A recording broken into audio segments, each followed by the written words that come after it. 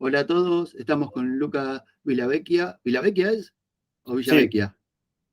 ¿O es italiano? Vilavecchia en italiano, Villavecchia en Argentina y en España Villavecchia me llaman.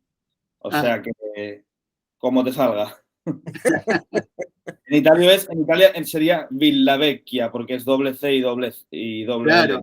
claro. Pero bueno, es mucho pedir. Ni siquiera yo lo pronuncio bien.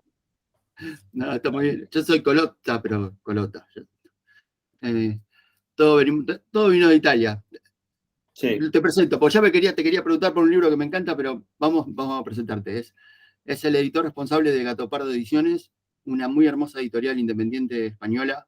Tiene unos títulos, pero geniales. Un rescate de autores del siglo pasado, eh, que a pesar de que se dedican a rescatar mucho, no tenés mucho con derechos vencidos, sino son todos con derechos actuales, sí. ¿no? Sí, hay pocos que sean de dominio público.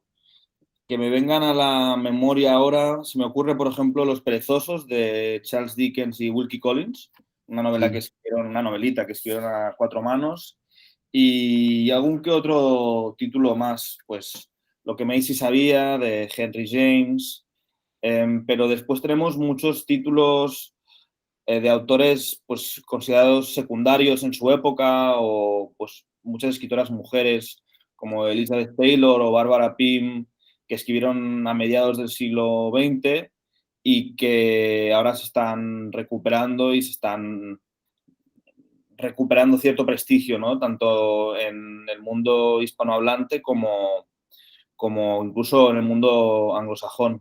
Pero sí, tienes verdad en ese sentido, de que la mayoría son libros cuyos derechos no han vencido. Me gustaría, creo que debes estar cansado de contar la historia, pero acá en Argentina no sé si se conoce mucho la historia de la editorial. ¿Cómo surgió la editorial? Pues surgió de una manera bastante temeraria e impremeditada. Yo soy el nieto, de hecho, de los culpables de que esta editorial exista. Básicamente, hacia el 2015, si no me equivoco, yo vivía en Londres y de hecho trabajaba en Penguin Random House, en la oficina de Londres, y tenía un trabajo bastante rocambolesco, que es que era el manager de ventas de un sello de libros ilustrados en el sudeste asiático. Entonces, pues yo me dedicaba a hacer de viajante por todo el sudeste asiático, Tailandia, Vietnam, Indonesia, Malasia, Singapur. Yo siempre digo que era como una especie de Bill Murray eh, convertido en vendedor de libros, ¿no? Y bueno, era un trabajo que me gustaba mucho, aunque yo tenía unas inquietudes más inclinadas hacia el lado editorial del negocio. Y por aquellas fechas, mis abuelos, que ya eran muy mayores, debían tener unos 90 y pico años y que siempre habían sido unos apasionados de las letras y de la lectura, en una conversación de sobremesa con una amiga suya, editora, Mónica Montéis, empezaron a hablar de un libro de Lampedusa, del autor siciliano, del autor del Gato Pardo, precisamente, que no se encontraba en España o que no estaba traducido, que estaba descatalogado. Ahora no me acuerdo ni siquiera de qué libro era, pero era un título menor de este autor. Y ellos, que eran muy echados para adelante, como se dice aquí, dijeron, pues si no se encuentra, ¿por qué no lo publicamos nosotros? ¿No? Y Mónica les vino a decir hombre, que para publicar un libro hay que tener una editorial. Y ellos, yo creo que sin saber muy bien el lío, en qué lío se estaban metiendo, dijeron, pues montamos una editorial, ¿no? Y así fue la cosa. Ellos tenían dinero y ejercieron de impulsores económicos y dieron su apoyo moral. Y Mónica fue la que encabezó el proyecto como editora. Pero de una manera, al principio, evidentemente, bastante, como diría, sobre la marcha, ¿no? Sin grandes ambiciones.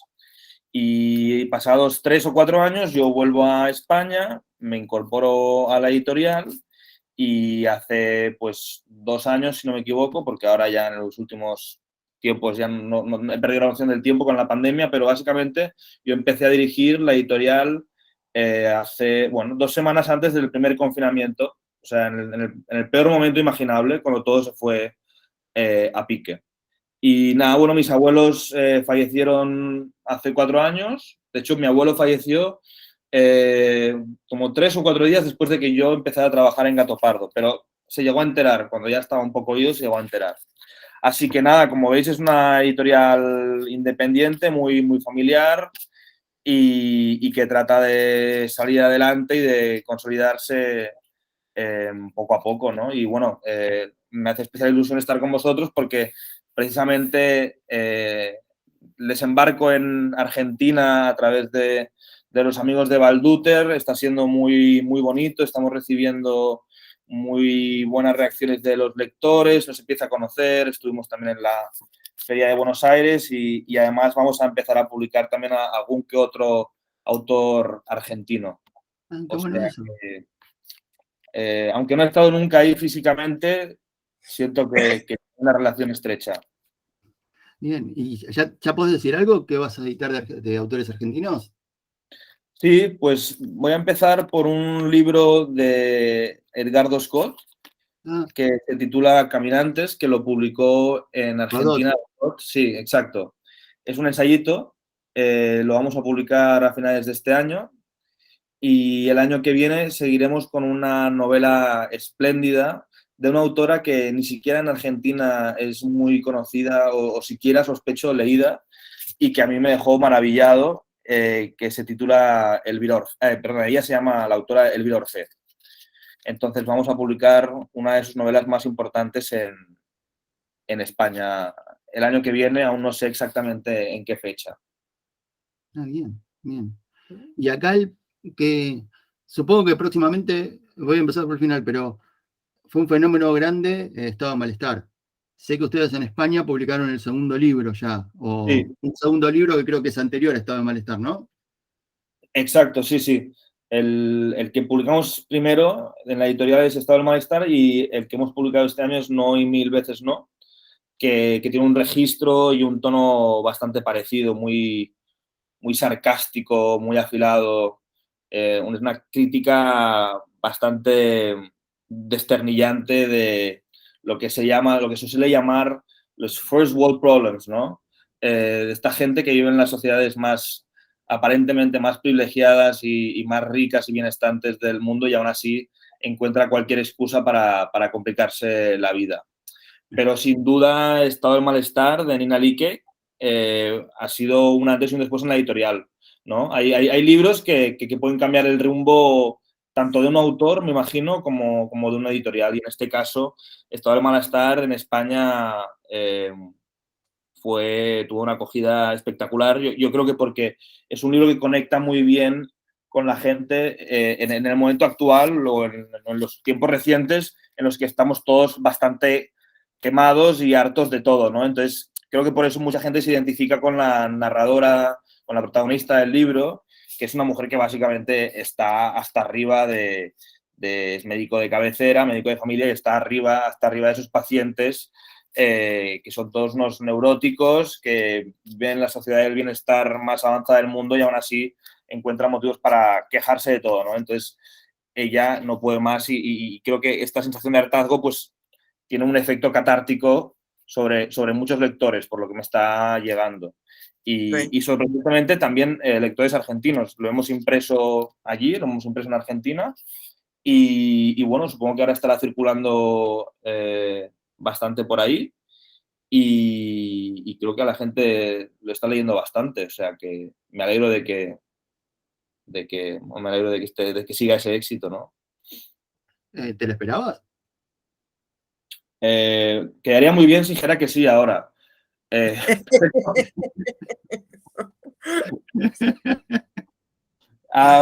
de hecho, yo suelo acertar más con los fracasos que con los éxitos. Cuando profetizo que un libro va a ser un fracaso, seguro que es un fracaso. Claro. Vos veías los números, te Pero llegaban no los con números. pegarle. No, esto no es mío, decías, ¿no? Sí, pero no, ahí tenía una intuición de que ese era un libro. Hola, acabo de ver que se ha conectado Celina. Felina. Hola, ¿qué tal? Y bueno, Andy, que no te he saludado, y Leandro también. Gracias por venir. ¿En qué estábamos? Perdón, me he distraído. Que veías los números del libro, estaba en malestar y decías, no, se equivocaron.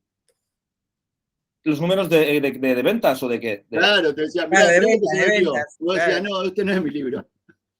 De ventas es difícil No, decir. porque digo, el volumen de venta que tuvo, que capaz que veníamos hablando que no te lo esperabas. Ah, vale, vale, vale. Pues yo creo que estará por encima, no sé, entre 7.000 y 9.000, no sé decirte muy Sí, bien. un número hermoso, sí, sí, sí, Que como claro. ves, tampoco es Isabel Allende, o sea, son cifras modestas en comparación con algunos otros libros bestsellers, pero para una editorial como la nuestra es bastante importante. Todo esto sumando España y Latinoamérica. Lo que pasa es que, bueno, los números de Latinoamérica son un poco más difíciles de acertar porque la información de ventas suele tardar en llegar, ¿no? Pero lo que cambió mucho el rumbo del libro fue una cosa que se llama Bookish, que no sé si la conocéis. No, Bookish es ¿cómo te diría yo? La suscripción literaria más importante que hay en España, al menos, y que consiste en que cada mes se elige un libro distinto y se manda a los suscriptores que pueden estar en cualquier parte del mundo. La mayoría de ellos, evidentemente, están en España. Y suelen apostar tanto por libros de grandes grupos como editoriales independientes, van alternando y eso da mucha visibilidad al libro. Entonces te envían una cajita de cartón muy bien diseñada con el libro y materiales complementarios, un dossier muy cuidado sobre el contenido del libro, después se hace una charla online, etcétera, etcétera. básicamente me copié. Entonces, básicamente me copié, digamos, muchos de los chicos que están acá, nosotros tenemos una suscripción literaria, igual, muy parecida a eso. Sí, sí, lo que me ha asombrado mucho en bueno, en esta etapa inicial de implantarse en Argentina y de ganar más presencia en Argentina es la red increíble y la infraestructura de clubes de lectura y grupos de lectura que tenéis. Bueno, está Pez Banana, ¿no? Está Plutón, ¿cómo se llama? Dejate Plutón. Exacto, sí. Bueno, algunos de estos libros han sido seleccionados para estos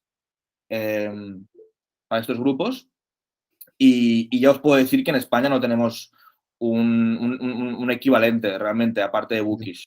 O sea que en ese sentido os envidio un poco. Lucas, Sí. una consulta. ¿Cómo llegas a la autora? ¿Cómo la conoces o cómo...? Pues me llega a través de una agencia literaria, la subagencia que representa a la agencia noruega de Nalike y lo leo de inmediato, me atrapa. De hecho, leí un sample, lo que se suele llamar un sample en inglés, porque yo no hablo noruego, no leo noruego. Entonces, lo que suele pasar con estos libros es que se traduce una parte, preferiblemente una parte considerable del libro para que no se pueda hacer una buena idea de lo que hay dentro, y me dejó tan cautivado que hizo una oferta inmediatamente, ¿no? Y bueno, tuve la suerte de llegar muy rápido, que es prácticamente la única ventaja que puedo tener respecto a otras editoriales con más poder adquisitivo o con más presencia pública, digamos. Fue así como llegué a la autora. Y de hecho, a raíz de eso, he estado publicando bastantes autoras nórdicas. Hemos publicado a Lynn Ullman, que ha sido probablemente el libro más exitoso en el corto tiempo que lleva publicado en España de la editorial, que se titula Los Inquietos. Es una novela autobiográfica escrita por la hija de Ingmar Bergman y Liv Ullman.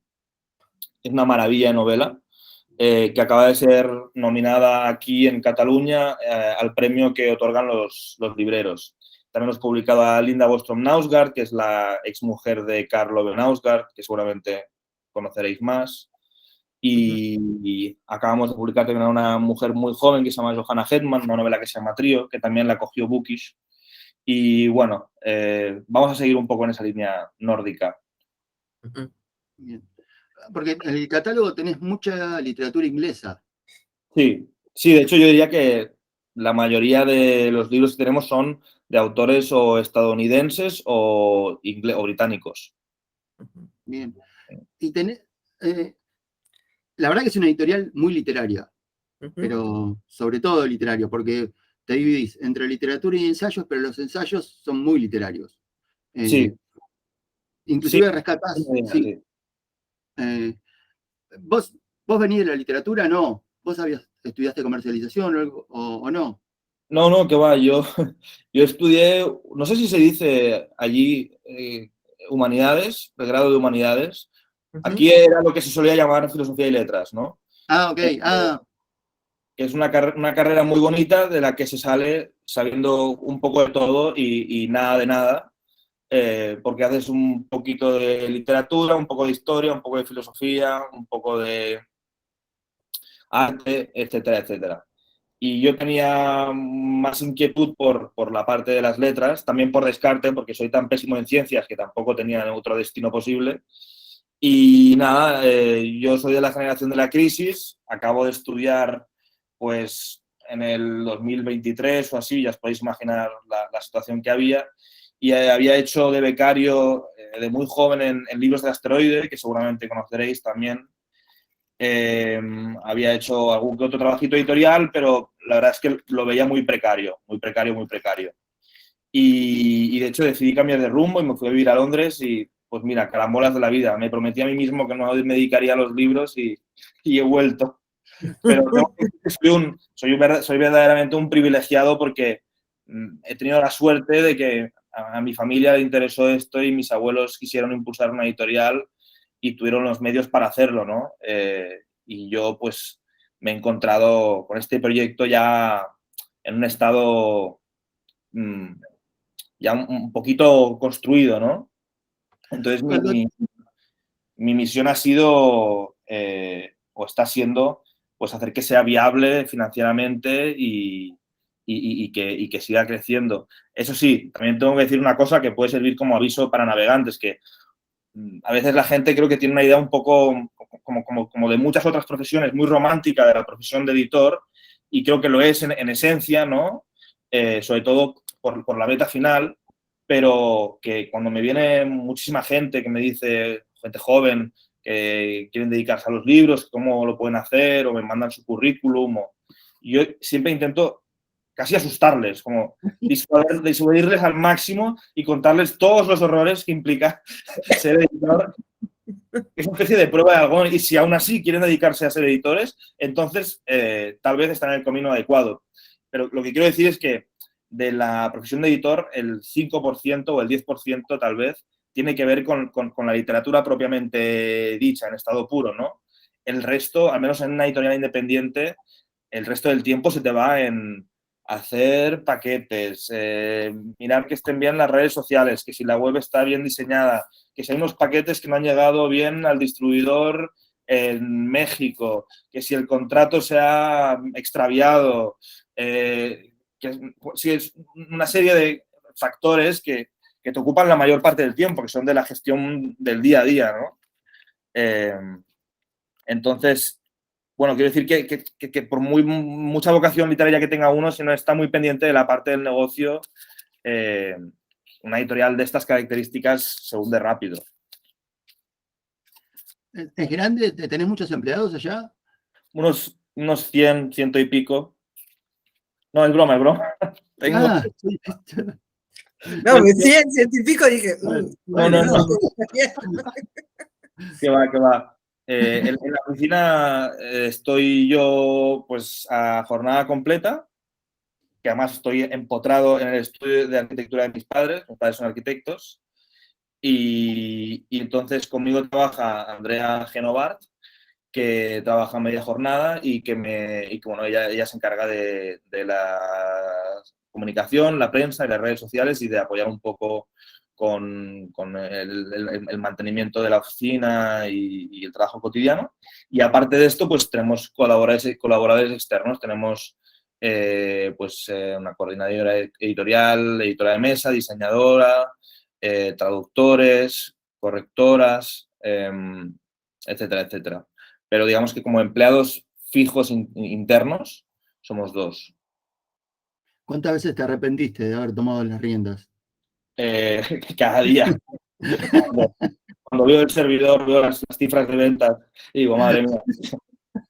No hay, la verdad es que estoy contentísimo, no me puedo quejar en absoluto y como digo, me considero un privilegiado, sobre todo porque puedo publicar, puedo dedicarme a publicar exclusivamente a aquellos libros que me apasionan y que creo que vale la pena que lleguen a los lectores, sin apenas cortapisas. Sí que hay a veces una limitación que lamento, pero con la que debo negociar, que es el mercado, ¿no?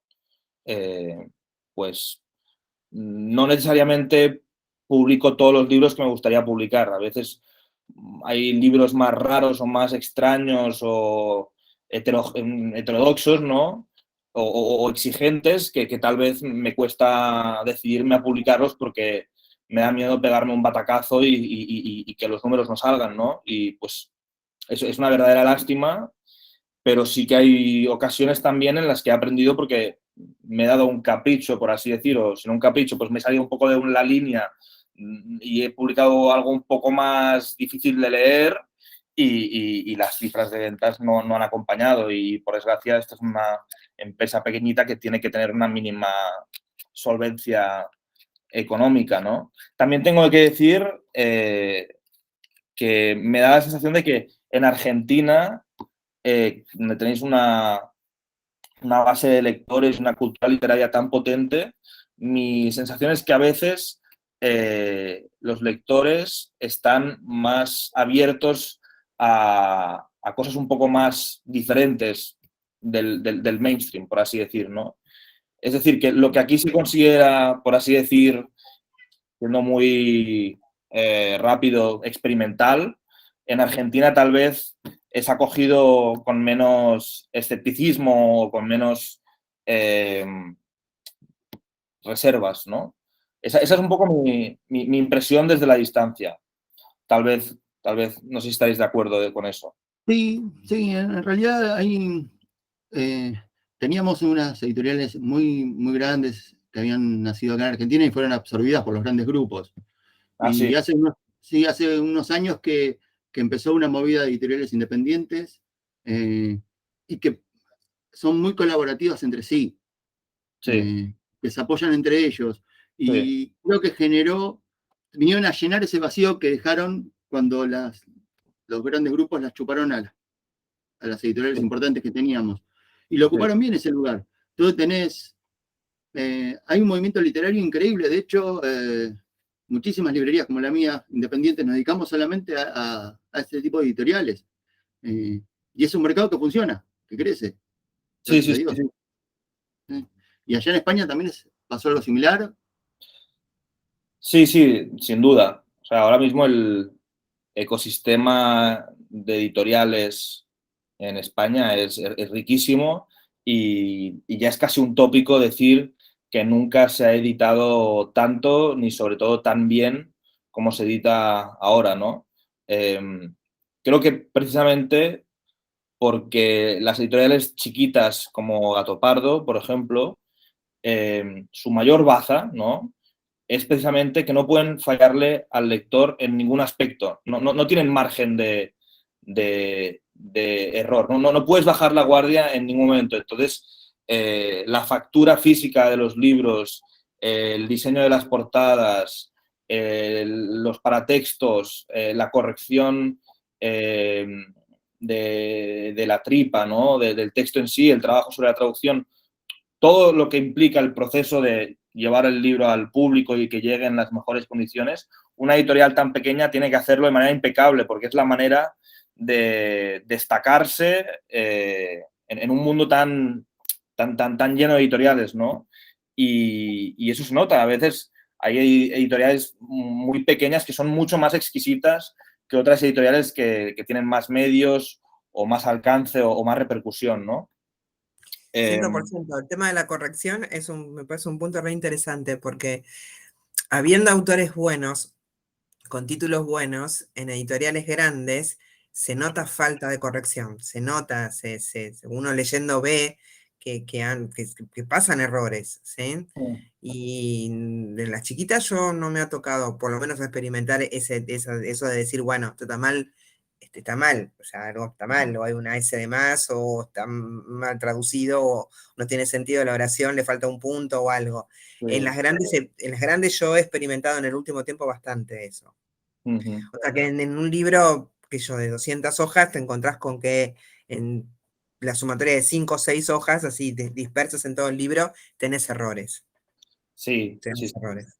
Sí, pasa. Y me temo que a veces esto también se debe, tal vez, esto es más especulación, porque tampoco, como digo, como no soy un experto en el mundo editorial, más allá de lo que yo he visto en mi propia editorial, porque no he pasado por muchos sitios, pero mi impresión es que también es tal vez consecuencia es por donde se puede recortar costes, ¿no? Sacrificando también la calidad del producto. A ver, es muy normal que un libro tenga una errata y a mí no me ofende y hay un montón de libros de Gato Pardo. Seguramente cada libro de Gato Pardo, si uno se lo lee con lupa, encontrará erratas, ¿no? Y somos humanos y hay fallos humanos, ¿no? Pero sí que hay libros que dices, ostras, cuando llevo ya 10 erratas en 50 páginas, da ganas de ir a la librería y decir, por favor, devuélvame el dinero porque no, estamos pagando caro los libros y en Argentina aún más, evidentemente. Claro, ese es el punto. Es decir, errores lo tienen todos, pero cuando vos ves que es sistemático el error, o sea, que está siempre, que siempre aparece, que siempre está, que te das cuenta que algo está faltando. Sí. O a lo mejor es por falta de tiempo, quizás a lo mejor. La vorágine editorial hace que uno tenga que sacar algo rápido sin todas las correcciones que debería tener o los cuidados que debería tener para llegar al mercado. Sí, yo creo que también depende del tipo de literatura del que estemos hablando. A ver, hay un caso muy sonado, no puedo decir el autor, ni la novela, ni la editorial, pero no, nos vamos a perder lo más interesante. Claro, lo más lindo. Tendréis que averiguarlos, ¿no? Cuando desconectemos. Cuando no estés grabándome, te lo puedo decir. Bueno, dale. Pero es una anécdota ilustrativa, ¿no? Una gran editorial que tradujo muy rápido un gran bestseller de un autor que vende millones o cientos de miles de libros, y como había prisa, porque tenían que lanzar en un momento determinado, no sé por qué, me imagino porque era el momento en que tenía más repercusión mediática, pues encargaron el libro a varios traductores. Entonces repartieron los capítulos a varios traductores que traducían simultáneamente. Cuando todos los traductores entregaron los capítulos y juntaron los capítulos, se dejaron el último. Se olvidaron, se les traspapeló, no sé qué demonios pasó, y hicieron una impresión gigantesca de decenas de miles de ejemplares sin darse cuenta de que faltaba el último capítulo, ¿no? Entonces, bueno, es una buena alegoría de lo que pasa cuando utilizas otros criterios por encima de la calidad la calidad literaria o la calidad del producto, ¿no? Porque además, para empezar, un libro traducido por muchos traductores es un lío tremendo, porque la jerga puede variar de capítulo a capítulo, hay que unificarlo todo después, lo cual también es una labor bastante difícil. Bueno, ahí entramos en un terreno pantanoso. Correcto. Y ahí, recién hablabas del diseño, y Gato Pardo tiene un diseño muy particular. Vos ya te das cuenta que es un libro de Gato Pardo, y también te das cuenta si es ensayo, si es ficción o si es literatura. Y a la vez tiene algo muy bonito para mí, que tiene una estructura muy clásica, que hasta podría llamarlo antigua, pero no deja de ser moderno. Vos ves el libro y es muy moderno, pero no deja esa estructura clásica. ¿Cómo llegaste a eso? ¿Cómo fueron trabajándolo eso? Bueno, eso de hecho se diseñó cuando yo no estaba todavía en la editorial, pero la idea era sobre todo hacer unos libros que fueran a un tiempo atractivos y vistosos, sin dejar de ser sobrios, ¿no? Por ejemplo, a Mónica, que fue la impulsora del proyecto en los primeros tiempos, le gusta mucho Adelphi, la editorial del mítico Roberto Calasso, que murió hace no tanto, y que es una de las editoriales más prestigiosas de Italia y que tiene un estilo muy reconocible, pero siempre muy sobrio, ¿no? Sin grandes variaciones. De hecho, lo que consigue este diseño es que haya una línea muy clara que unifique el catálogo, ¿no? Bueno, eso se ve en muchas editoriales pues como Anagrama o vamos, ¿no? Que enseguida la reconoces. Bueno, en el caso de Gato Pardo, uno de los aspectos que sirven para darle cierto color o cierta modernidad, si se quiere, a este diseño tan espartano, si se quiere, pues es el juego con el color, ¿no? El color del título y del autor y del lomo del libro va cambiando en función de cada título, ¿no? Y se adapta para que armonice un poco con la foto del libro en cuestión. Entonces, introduce cierta variedad dentro de la unificación que estábamos buscando. En fin, sí, es un poco la idea del diseño y después también mantener una parte de la portada, al menos en la colección principal, en la que existió desde el principio de la editorial, una parte blanca para que el libro respire y para que no sea todo tan espectacular, ¿no? Porque a veces esta obsesión creo yo, con la imagen o con el aspecto visual del libro se ha sofisticado tanto que a veces es casi contraproducente, ¿no? Porque parece que estamos vendiendo dibujitos, no libros, ¿no? Y uno va a una librería y las mesas de novedades parecen un arcoíris y parecen una competición de a ver quién tiene el libro que es más, que se pavonea más, ¿no? De alguna manera. Y esto es curioso, esto va mucho en función de la cultura editorial de cada país. Por ejemplo, uno se va a Francia y se pasea por las librerías y se queda asombrado de la cantidad de editoriales maravillosas que tienen autores de primera línea cuyos libros son blancos y ya está, y no hace falta nada más. Y la gente los compra y los lee y circulan, ¿no? Y bueno, sin ir más lejos, Gallimard, por ejemplo, los libros de Gallimard a lo sumo llevarán una faja, pero son el mismo diseño de siempre. Pues para que eso exista, tiene que existir seguramente una cultura literaria y una red de lectores potentísima, ¿no? En el caso de España conozco pocas editoriales así. En fin, perdón, me voy por las ramas. No, está muy bien. No, está perfecto, está perfecto. Tiene como aire y silencio, son muy lindos los libros de Gato Pardo. Que está bueno para introducir un libro, ¿no? Para introducir la lectura, aire y silencio, es todo. Perdón, me he quedado en traducir, se me ha cortado. No, decía que tienen como aire y silencio las tapas, sin contar que las imágenes son muy lindas, pero no tienen como a veces como una película también, una luminiscencia muy particular que te invita a entrar con otra pausa. Que me alegro mucho de que me lo digas porque es precisamente el espíritu que hay detrás del diseño que nosotros hemos hecho. También debo decir que con el tiempo hemos introducido algunas excepciones en las que hemos hecho portadas a sangre, portadas en las que la imagen ocupa toda la portada. En la colección de ensayos siempre es así, pero en la colección principal de narrativa, por ejemplo, hay casos como temas de conversación o beber o no beber, temas de conversación de Miranda Popki o beber o no beber de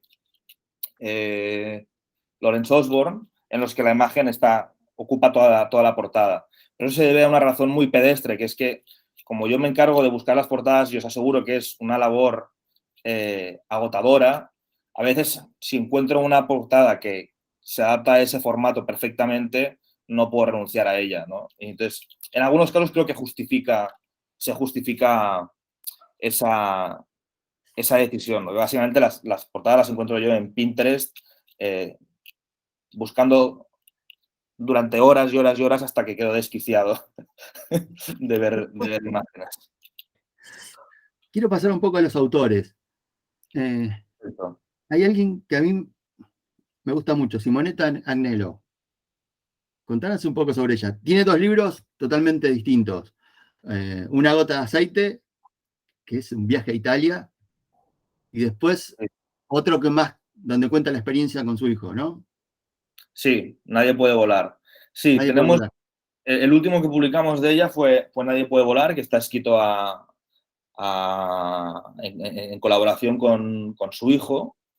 Después está el primero, que fue Mi Londres, que es un libro muy personal sobre el Londres de ella, de Simonetta, porque ella es una abogada bastante importante y reconocida, que lleva Ella vive actualmente, es una escritora contemporánea. Sí. De hecho, en Italia ella es conocidísima y muy importante. Conocida sobre todo por sus novelas. Tiene especialmente una que se llama La Mennulara, que en español las publica Tusquets, las novelas. Entonces hemos estado publicando más bien la no ficción. Está Mi Londres, que fue de hecho el primer éxito de ventas de la editorial. Está Palermo es mi ciudad, que es sobre su Sicilia natal. Como decías tú, Unas gotas de aceite, que es un libro de recuerdos de infancia y que incluye también unas recetas de comida siciliana. Y está Nadie puede volar, que es un libro particular porque es sobre las complicaciones que ha supuesto el hecho de que su hijo fuera diagnosticado con una enfermedad neurodegenerativa, creo que es, no sé si es ELA, no recuerdo, es esclerosis, Sí, exacto. sí. Y bueno, ha quedado, a lo largo de los años, tuvo que empezar a ir en silla de ruedas. Entonces, la premisa del libro es que ellos viven en Londres y se van de viaje a Italia, y a medida que se van acercando a Italia, van viendo cómo la movilidad y la accesibilidad de los lugares se va complicando muchísimo para el hijo de Simonetta, ¿no? Entonces, de alguna manera, a medida que regresan a su país de origen, su vida cotidiana se va complicando precisamente porque en Italia hay muchos lugares que no están acondicionados. No sé, imaginaos ir, si habéis estado en Roma, por el empedrado de Roma, eso es una pesadilla, ¿no?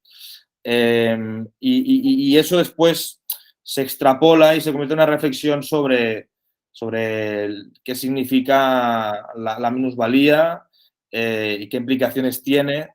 Y de hecho el título es una referencia a una frase que oía Simonetta en su infancia en Sicilia, pues serían los años 50, me imagino, y que alguien decía que nadie puede volar, ¿no? Como de alguna manera diciendo todos tenemos nuestras propias limitaciones, ¿no? Y bueno, es un libro que yo recomiendo a todo el mundo. Todos los de Simonetta, es una de las autoras más queridas de la editorial. Y también te inclinaste por una especie de testamento con Corey Taylor. Sí, este es uno de los libros más maravillosos que tenemos.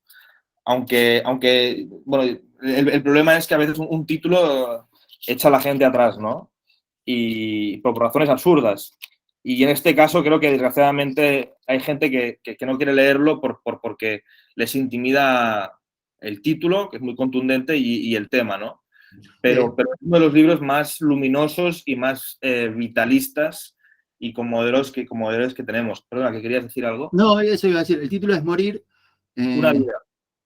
Claro, porque lo escribió la autora cuando sufría cáncer, y al poco tiempo de descubrir que ya le quedaba nada de vida, en 2 semanas escribe ese libro.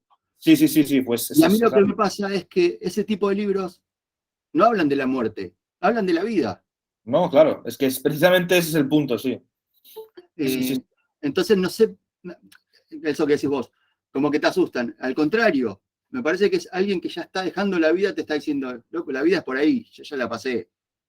Claro. Sí, ella de hecho está agarrada a la vida, es decir, ella sabe que se va a morir y entonces en ese momento, digamos que la vida que ella ha vivido en sus detalles más trascendentes y en sus detalles más cotidianos cobra un relieve muy, muy especial, ¿no?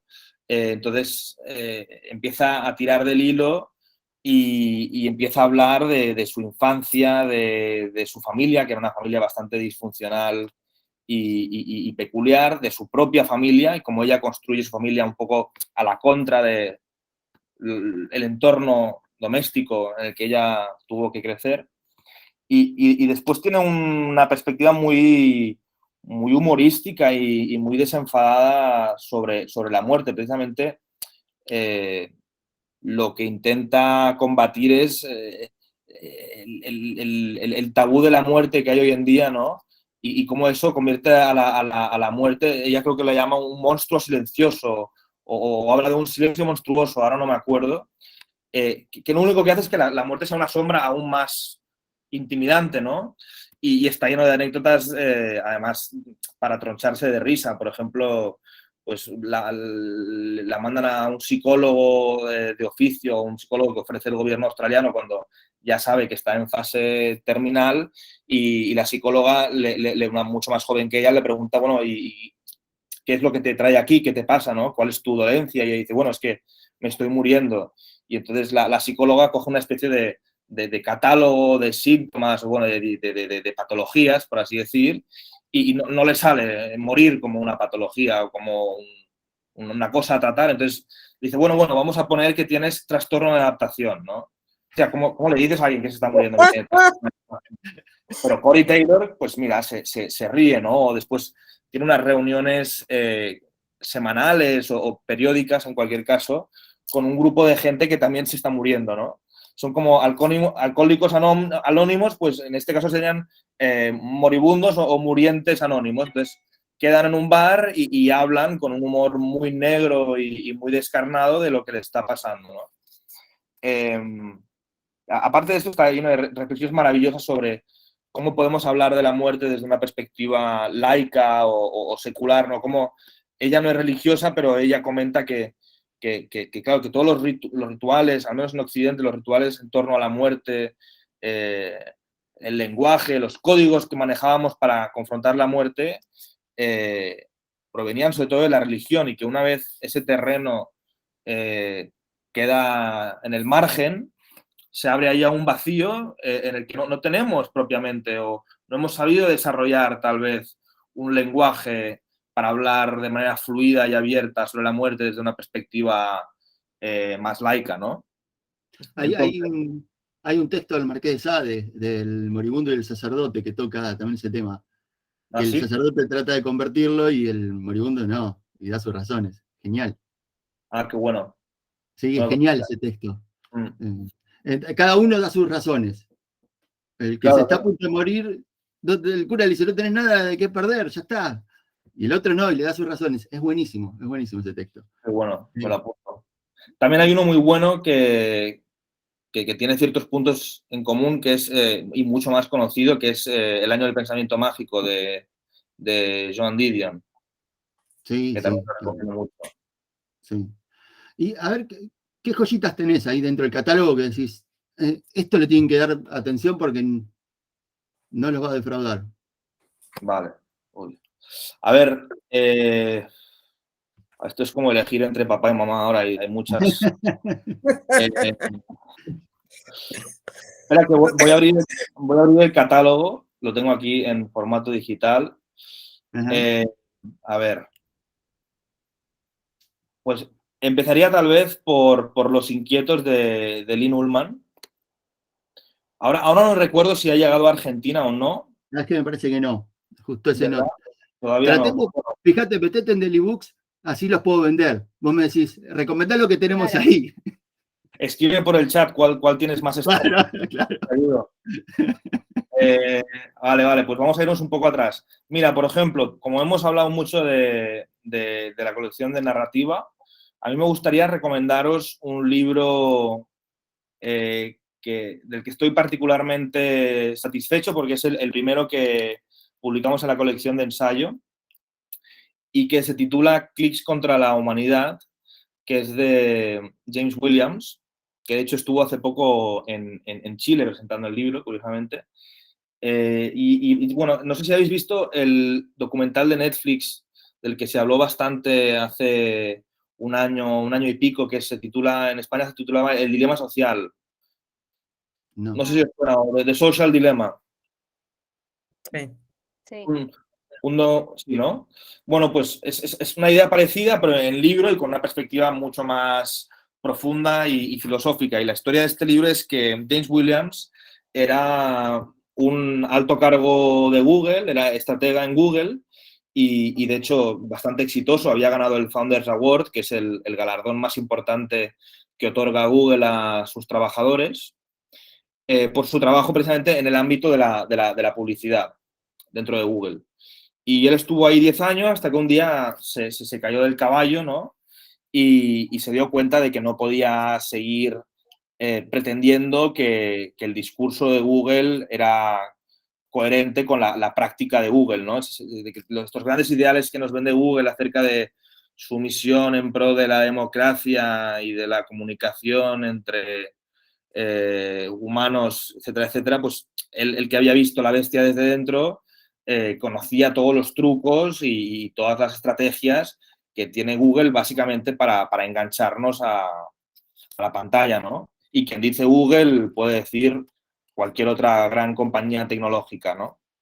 Entonces se salió de Google y se fue a Oxford y en la Universidad de Oxford empezó a estudiar ética de la tecnología, hizo un doctorado y acabó ganando con este libro, acabó ganando un premio en Cambridge, que es el Nine Dots Prize, que es un premio al pensamiento innovador. Y este libro básicamente es sobre cómo lo hacen las grandes empresas tecnológicas para colonizar nuestra mente, ¿no? Y cómo nosotros podemos resistir a esta tiranía de la atención y qué consecuencias podemos sufrir a nivel individual y a nivel colectivo si no logramos resistirnos a esta tiranía, ¿no?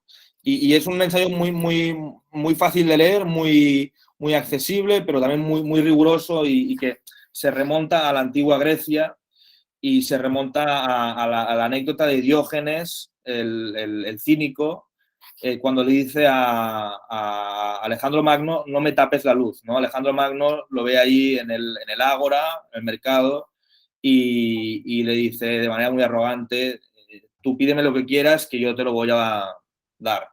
Y Diógenes le dice, apártate delante mío porque me estás tapando la luz del sol, ¿no? Pues lo que viene a decir James Williams es que se aparten las compañías porque nos tapan la luz del sol. Es decir, ninguno de nosotros se levanta por la mañana diciendo a ver hoy cuánto tiempo me paso en Twitter o me paso en Instagram o me paso en Facebook. No creo que sea el objetivo de nadie, no creo que sea la idea que tiene nadie, ninguno de nosotros de un día satisfactorio, ¿no?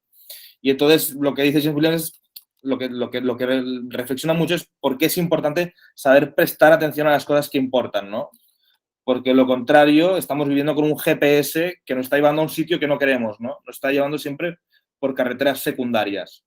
En fin, me enrollo mucho, pero es un libro que os recomiendo verdaderamente si como yo supongo tenéis problemas con la maquinita y con las redes sociales ¿no? Y si os cuesta leer más de 20 páginas de un libro sin chequear vuestras notificaciones.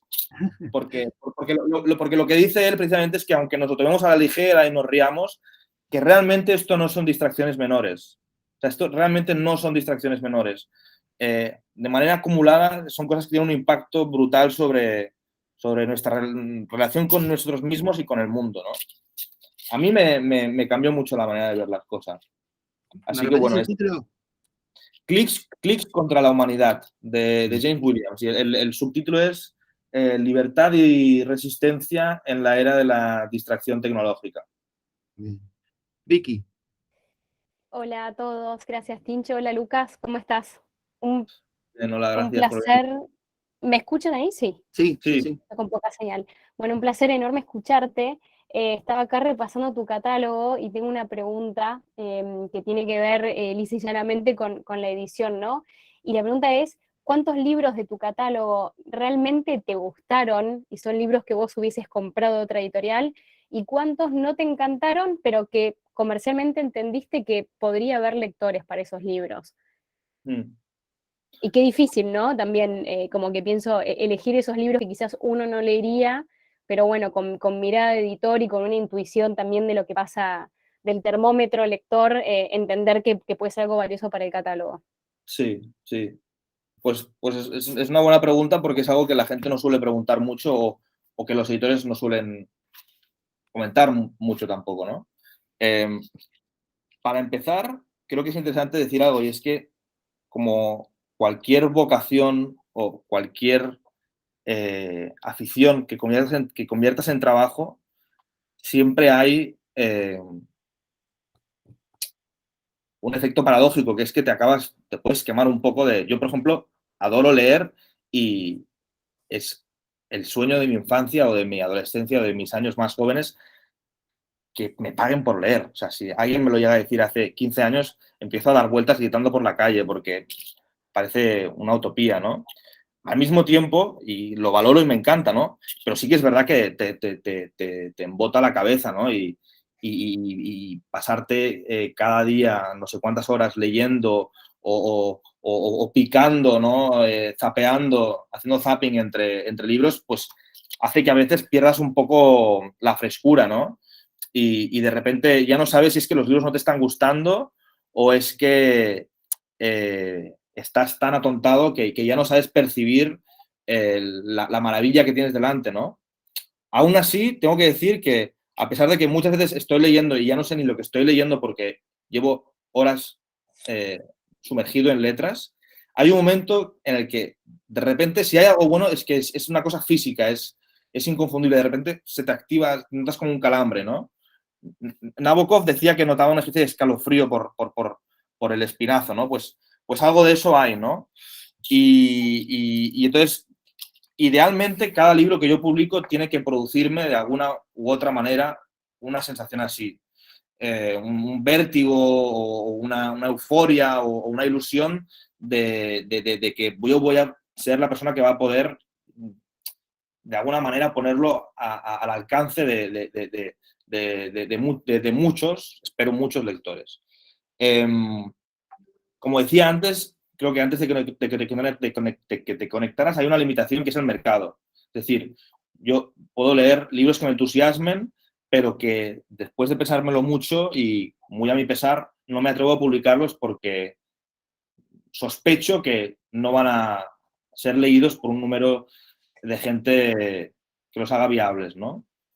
Y entonces, respecto a libros que no me... A ver, todos los libros que publico me parecen buenos libros, para empezar. Es decir, somos una editorial literaria y eso es innegociable. Entonces, yo no publicaría nunca un libro que me parezca un poco flojo solo porque creo que puede vender muchísimos ejemplares, ¿no? Eso sí, dentro del catálogo hay libros que se ajustan más a mi criterio personal, a mi gusto subjetivo como lector y otros que tal vez no compraría yo de manera tan inmediata en una librería. Curiosamente, después uno se lleva sorpresas y gracias a este oficio he descubierto ámbitos literarios o mundos literarios a los que yo antes no me había acercado. Por ejemplo, poniendo un nombre concreto, Bárbara Pym, que es una de las autoras estrella de la casa, por así decir, era una autora que yo nunca habría leído en mi vida. O sea, es que nunca habría ni levantado un libro suyo en una librería. Y cuando yo entré en Gato Pardo, pues ya estaba en el catálogo y pues me familiaricé con sus libros. Mujeres excelentes es el más exitoso y me pareció una escritora mayúscula. Mucho mejor que muchos otros autores pretendidamente modernos y transgresores que nos venden, ¿no?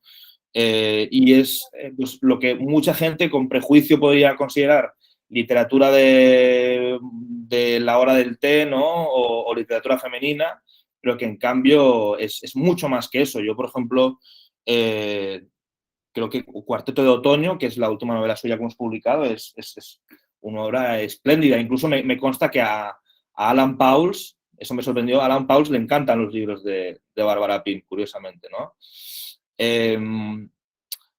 Después tengo mis favoritos, y mis favoritos sí son los que yo compraría, sin duda alguna, por si los publicara otra editorial. Yo qué sé, pues Los Inquietos de Lynn Ullman, que te decía, Estado de Malestar, de Nina Like,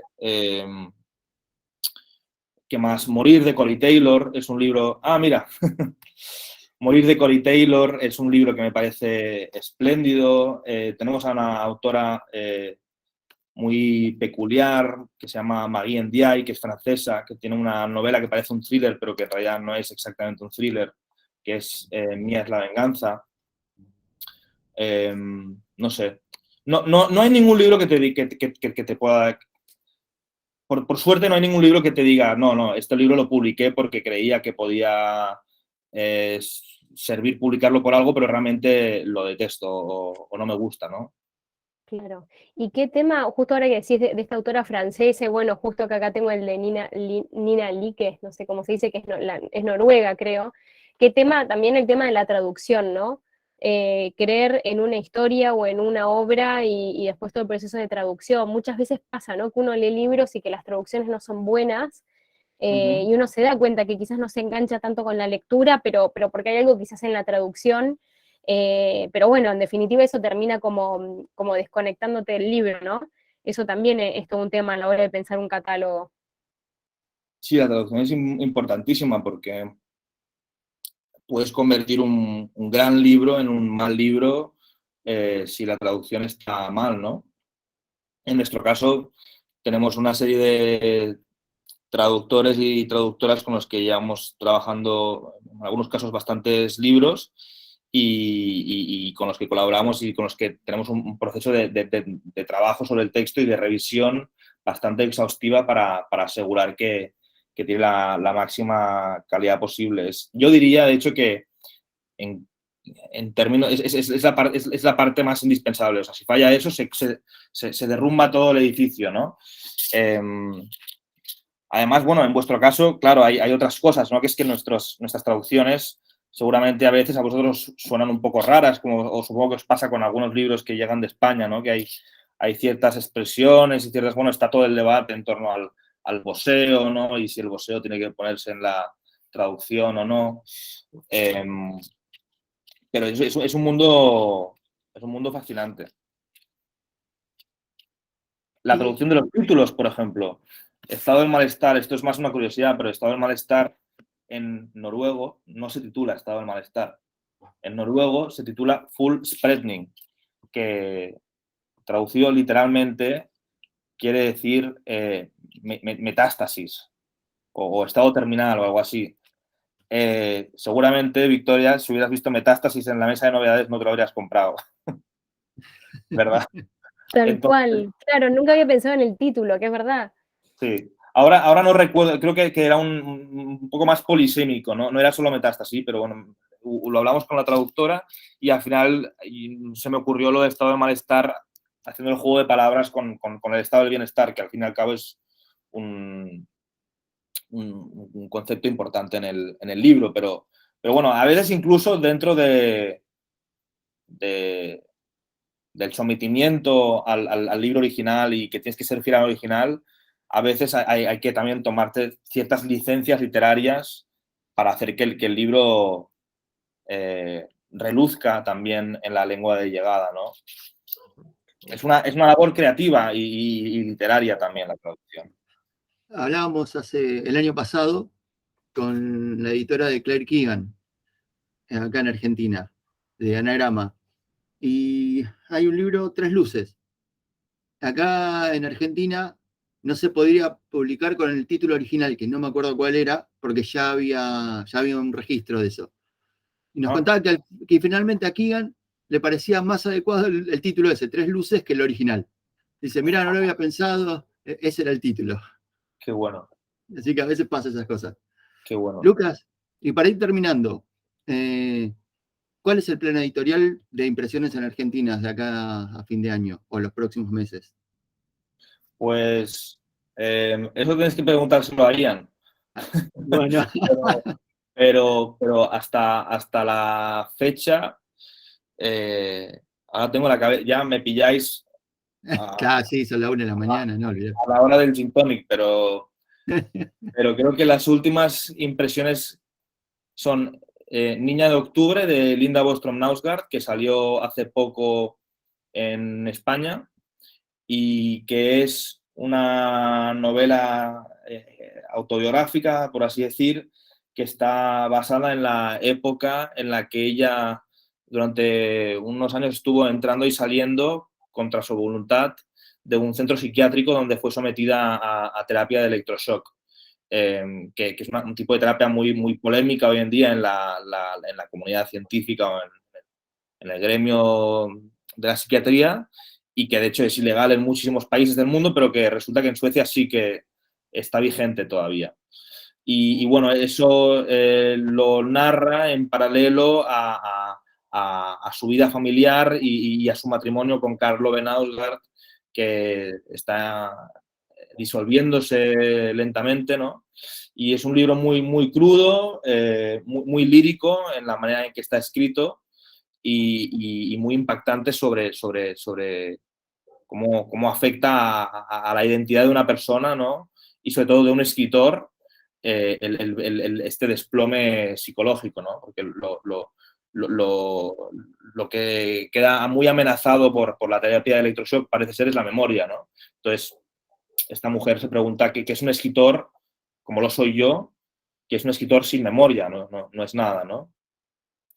Y aparte de este libro que se acaba de imprimir en Argentina, llegará pronto, si no me equivoco, o quizá haya llegado, discúlpame, a estas horas ya me bailan las cifras, pero es Mujeres Excelentes. Mujeres Excelentes de Bárbara Pim.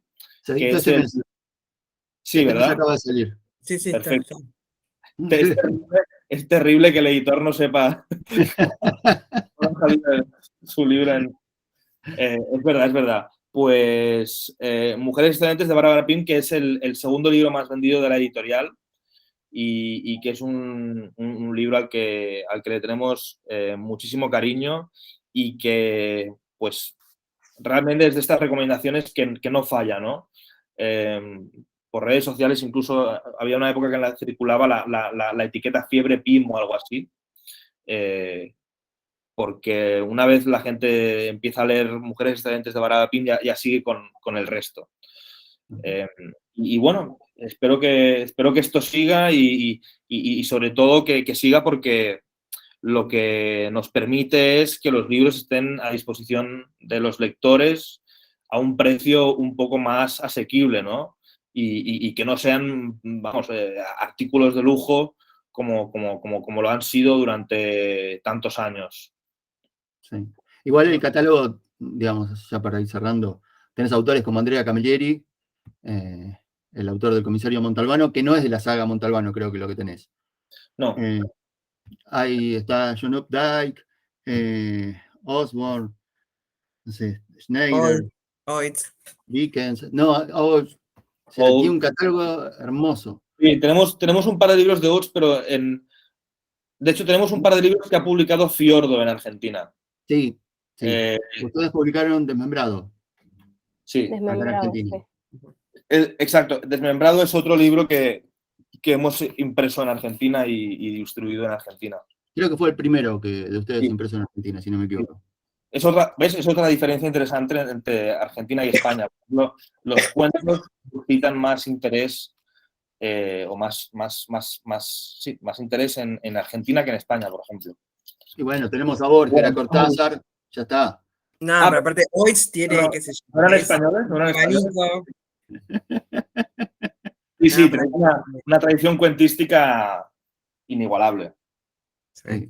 Y Saer, que no me puedo olvidar. Saer me encanta. El mejor libro que he leído este año os lo recomiendo, es El río sin orillas, de Juan José Saer. No sé si es tremendo, es buenísimo. Sí, sí. Y El Sí, Entenado sí. también, me encantó. El Entenado. El Entenado. Buenísimo. Sí. Acá el próximo venimos todos con la camiseta del Entenado. Perfecto, contad conmigo, contad conmigo. Bueno, Lucas, ha sido un placer charlar con vos. Muchísimas gracias por prestarte más a esta hora tuya que dedicarle este tiempo a contar un poco de la editorial. La verdad que fue un placer. Y gracias por la editorial también porque la disfruto muchísimo. Como te decía en el mail de hoy, me encanta todo el catálogo. No sé por dónde empezar siempre. Sí, y gracias por acercarnos a esas cosas que no serían tan fáciles si no fueran por editoriales como ustedes.